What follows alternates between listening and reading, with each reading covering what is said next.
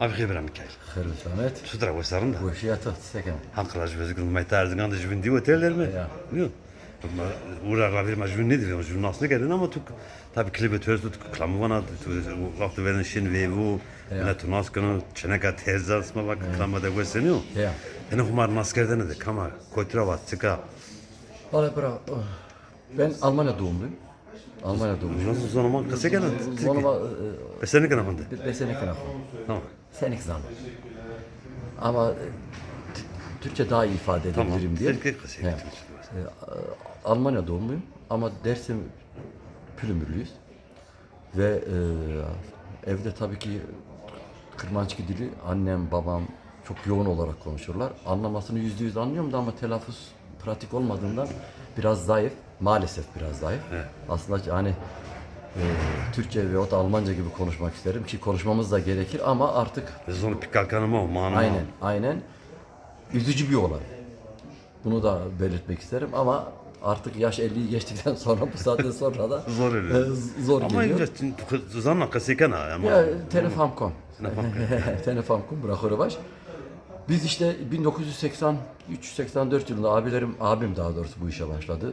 Müzikal anlamda. İşte sonra ben katıldım. Ondan sonra uzun yıllarca düğünlerde sahne aldık. O işte 2000 yılların böyle başlarına doğru abim dedi ya dedi biz ya niye kendi dilimizde ağırlıkça düğünlerde söylemiyoruz? Yani Türkçe söylüyoruz, Kürtçe söylüyoruz. Tabii ki bu dilleri de okumamız gerekir ama yani bizim bir ana dilimiz var. Ondan sonra biz yavaş yavaş başladık işte araştırmaya. O zamanlarda zaten pek eserler de yok. Metin Kemal Kahraman, işte önceleri Nizamettin Arıç birkaç tane. Onlardan alarak bilmem Yılmaz Çelik dayı, Nizamettin Arıç gerçi ondan önce dayı okudu. Evet. Ama Yılmaz Çelik daha güzel yeni bir soundla. Ondan sonra biz başladık böyle yavaş yavaş kendi ana dilimizi 3, 5, 6 derken biz Mikail Aslan'la bir Bırakırbaş müzisyen bir aileden geliyoruz. Benim amcamın oğulları bizlerden önce müzik yapıyorlardı. Münih kentinde Kervan Grup ismi altında. Hele vakti ama kervan Tabii öyle baktı. 70'li yıllarda 70'li başladılar. yıllarda, Ve Küçük Mahsuni diye Küçük Mahsuni, tanınan Mahsuni abi. Yüklem hadi bir zonu var. Vaten yüklem ben. Kabi verenin ama. Albüm modest Ramiz oldu. Zahfi Bırakırbaş bize bu işi sevdiren o. Yani bizim için Mahsuni abim bir idol. Yani bize bu işi sevdiren, yol gösteren, bize bu işi nasıl yapmamız gerektiğini anlatan, onun için onun manevi anlamında bize desteği çoktu ve gerçekten bize bu müzikal anlamda bizi sevdiren, yönlendiren oydu. Onun emeği de çok üstümüzde. Onu eksik etmeme lazım ve onu biz dediğim gibi yani örnek alıyorduk. Halen alıyoruz gerçi. Mahsun Tabii. abim ses olarak da müthiş bir ses. Onun da bize verdiği işte o fazla biz abim daha doğrusu bu işe başladı. Ondan ardından da işte beni aldı beraber. Ondan sonra birlikte biz bu yola devam ettik. Ya. Yani Masunu Turan. Klamu ratipe tuyena. Tea. Terat mülka Ozan'ımız, nesibi bin Ozan evet. Ozan Turan. Grup Sistem. Ozan, Sistem. tabii bizim Zafu Osmanlı. Ozan Zaff Osmanlı ve bu oldu bu bir de gençtir, dinamiktir.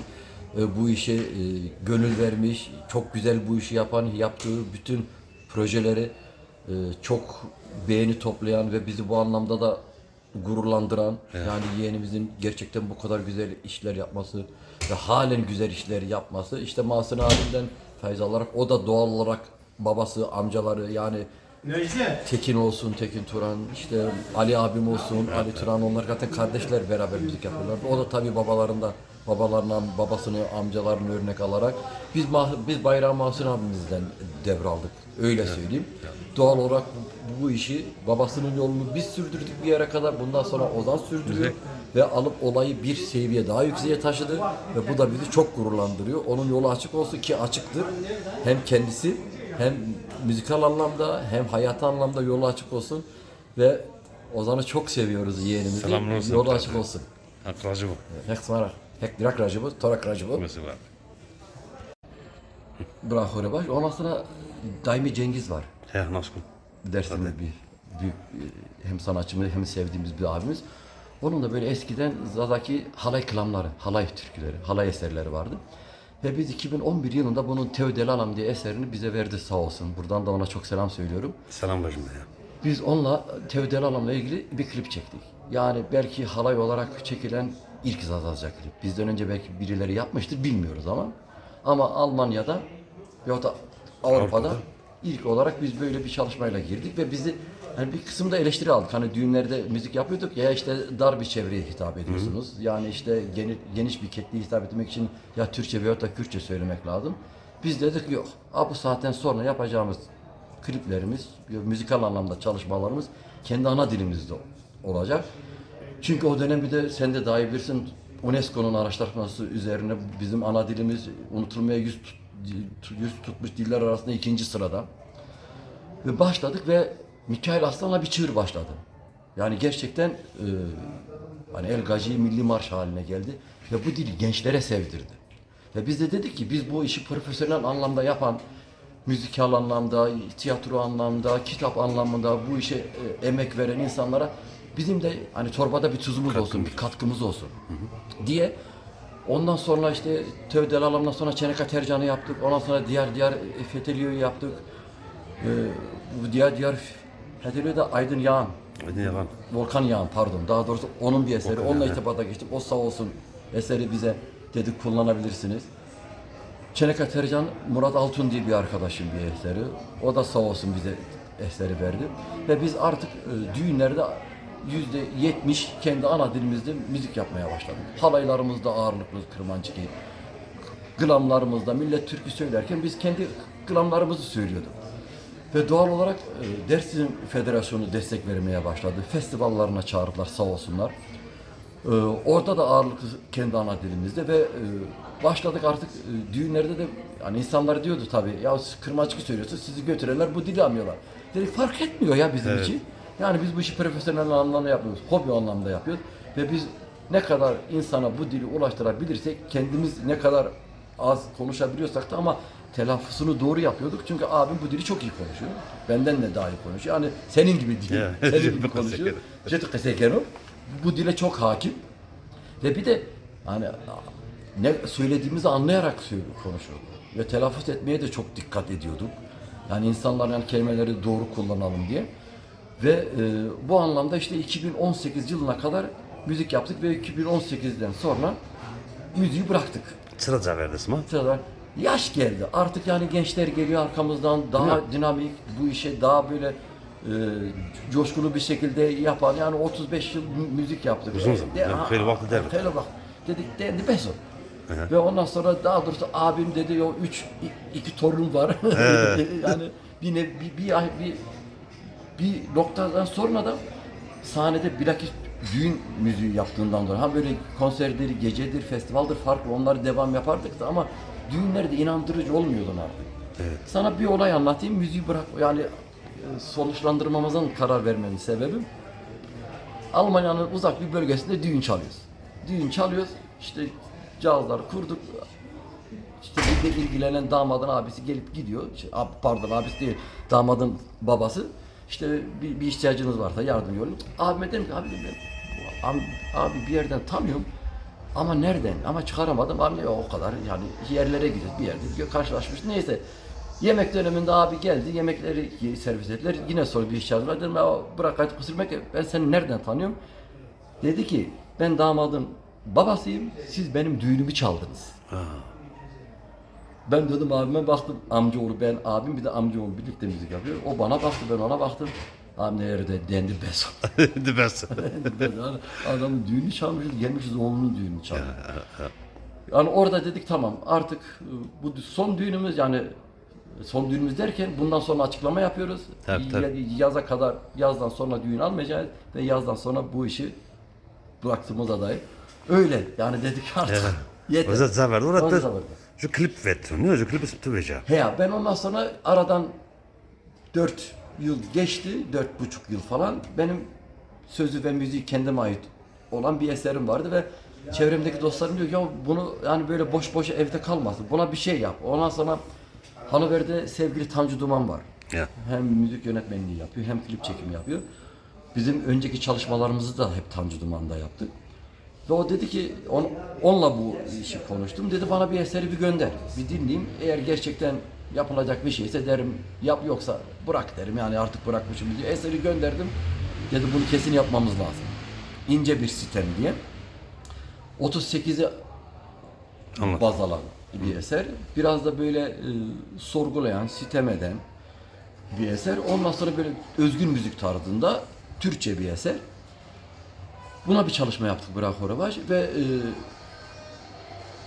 güzel bir geri dönüşümler aldık. Yani insanların hoşuna gitti. Televizyonlarda döndü. Radyolarda döndü. Erzincan Radyosu koydu. Cem Radyosu sağ olsun koydu. İşte Cam TV koydu. Yol TV kendi şeyini aldı. İnsanların şeyi de güzeldi ve yani artık kendi müziğimi yapayım dedim. Yani sözü bana ait olan, müziği bana ait olan. İsterim ki kendi ana dilimde söz yazayım. Ama kelime hafızası geniş olması gerekir. Öyle yani öyle 3-5 kelimeyle eser yapmak da doğru bir şey değil. Yani o dilin hakkını vermez. Bırak Horebaş. İnce bir sistemi yaptık. Güzel bir tepki aldık. Ondan sonra dedim ya böyle artık kendi müziğimi yapacağım ama şey anlamında değil. Yani bir yerde sahne alayım, bir yere çıkayım, bir yerde bilmem ne, böyle değil. Kendim için. Açtım. Kendim için işte kendi düşüncelerimi yansıtan. Ben zaten böyle özgün müzik tarzını çok seven bir insanım. Ben işte müziğe başladığımda yani kendime de örnek aldığım sanatçılar Ferhat Tunç'tu, Grup Yorum'du, Ahmet Kaya'ydı. İşte bir de tabii ozanlarımız zaten, onları saymama gerek yok. Onların eserleriyle büyüdük. Emekçidir, Mahsuni Şerif'tir, Davut Suları vesaire, yani hepsinin Bırak Horebaş. Ama kendi müziğimi yapayım dedim. Böylece şeye girdim bu işe ve güzel de tepkiler aldım söylediğim gibi. Ve artık önümüzdeki zaman bir daha bir çalışma yaparım mıyım? Elimizde eserlerimiz var tabii ki. Eserlerime Tanju Duman'la zaten hep diyalog içindeyiz. Belki bir şey daha yaparım. Belki bir şey daha yaparım. Ona geldi. İnsala çevirdi. Yani vengi smakası, yeteneği smakası gerek bir kere yani klamı vazeri, klibi vezeri, yani ne o? Evet yani yapmak gerekiyor ama dediğim gibi düğün müziği tabii ki bize göre değil. Tabii düğün müziği zavardı. O zavındır. Dediğim gibi bir anda bir noktadan sonra inandırıcı da gelmiyor. Yani gençler işte düğünleri yöneten, coşturan gençleri sahnede 50-60 yaşında amcalar aşağıda 20-60 yaşında gençler o bağı da kuramıyorlar. O da büyük bir etkendi Bırak Ama Horebaş. açına kadar terzan kısma klip gibi yani avuzları bir hit yani varmış bir star. Ne o? Yani star belki şeydi ama gerçekten hele bu Erzincan Dersim bölgesinde çok sevilen bir eser oldu. Ve yani televizyonlarda ödüldü, insanlar işte cep telefonlara indirdiler, bilmem evlerinde dinliyorlardı, arabalarında dinliyorlardı. Eser gerçekten çok güzel. Eserin sahibi de Murat Altun, demin söylediğim gibi, onu da buradan çekilerek takdir edip güzel bir eser yapmıştı. Ve Tanju Duman bu eserin hakkını gerçekten verdi. Hem müzikal anlamda hem klip anlamında. Klipte okuyan amcamın oğluydu. Yılmaz Turan, eseri ona okuturduk çünkü onun sesi bu esere çok daha yatkındı. Biz hani grup çalışması yapıyoruz. Bizde bu solist şu solist yok. Ekip çalışmasıdır. Kimin sesi daha güzel gidiyorsa o okuyacak. İşte Töder Alan bana okutturdular. Halaydır senin sesin daha güzel. Çeneka Tercan'ı ona okuturduk. Sesi çok daha güzel yatkındı diye. Güzel de oldu. İyi ki de öyle yapmıştı. Burada amcamın oğluna da selam gönderiyorum. Selam bacım. Şu an grup Yaman'da solist olarak müziği devam ediyor. Onun için Bırak Horebaş, o eser gerçekten bizim için bir çığır da açtı. Yani hani derler ya, bu eserin yani insanların nezdinde, kalbinde bir yer edindi. Bu da bizim için çok onur verici bir olaydı. Yani gerçekten böyle bir eserle çıkma. Kral TV'ye kadar gitti. Yani Kırmançık bir dilde Kral TV'de yayınlamak yani kolay değil. Ama yani hani biz çok iyi olduğumuzdan değil, eser çok iyi olduğundan. Hani diyor ya, herkes biraz yani kendi haddini bilecek. Yani biz star da değiliz de. Ama klamların zafves ama yani. Klam zafves mi? Ja, smaj gves vardı. Klibi gönderdik bir zafves var. Bırak Horebaş. Yani proje güzeldi. Proje güzeldi ve iyi uydu ve insanların kalbine yer edindik Bırak Horebaş. Ondan sonra işte dediğim gibi 2018'de grup çalışmasını noktaladık. 4,5 yıl sonra ben böyle bir solo çalışma yaptım. Yaptığımdan önce de grupta olan abime de danıştım, amcamın oğluna da danıştım. Yani beraber çalışma yaptık. Yani böyle bir şey yapıyorum. Siz ne diyorsunuz? Eseri dinlediler, dediler Ero yap. Niye öyle duruyor orada boş boş? kendine yap. Onlarla da. İşte aslında dediğim gibi Tanju Duman'la işte geçtik. O da yapalım deyince güzel bir olay. Ondan sonra yaptık işte Bırakırı var. Ja, Boraşı bu var be. Zaten çiçeği var mı? Hadi başlayalım. Perne selam var mı tara ezgarda. Vesu var be, sma rut des maeste. Kaytık rund kere. Rund kaytık o kere. Rund kaytık o kere. Çeneka terzan, titeganadan, verem kerdonadan, usaramu vasta, payzamu berda, çeneka terzan, naodanevi.